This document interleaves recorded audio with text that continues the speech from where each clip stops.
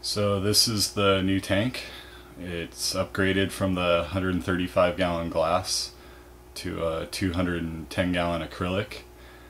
You can see the albino Oscars gone, the tiger and the red, they started breeding, and when they started breeding, the albino Oscar was giving them problems, so he was ejected from the home.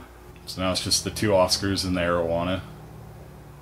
But I'll give you a tour of the tank and what it is that makes it look so good. So here's the tank. The canopy I built myself, and the stand I had built.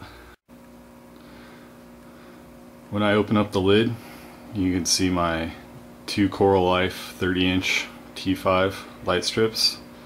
They have the actinic bulb and the 10,000K bulb. You can also see the weights, keeping the arawana in there. Behind these lights I have hanging I think 5 moonlight modules with the white LED. That looks pretty cool at night.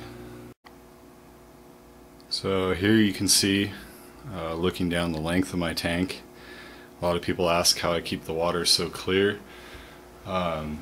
Mostly water changes. I just do about a 33% water change every 2 to 3 weeks and make sure to get fresh clean water back in there.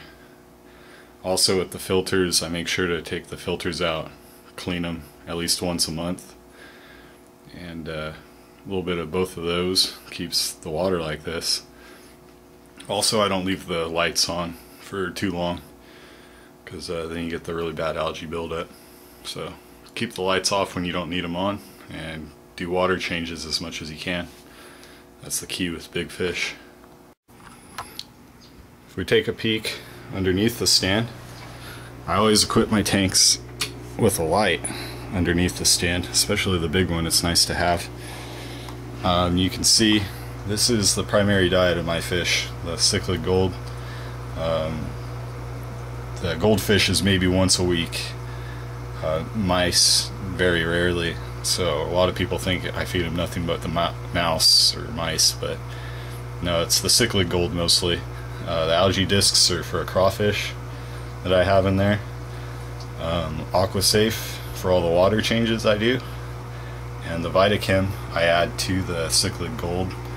And I think it really helps with the fish's color. So all that is what they eat. Here's one of my XP3s. You can see my XP4 and another XP3. I try to clean each of them out once a month. I don't use carbon because I feel like the carbon doesn't really help the Oscars out too much, not as much as water changes do. So I just use the biological filtration and keep up on the water changes, and it doesn't seem to be a problem not using carbon.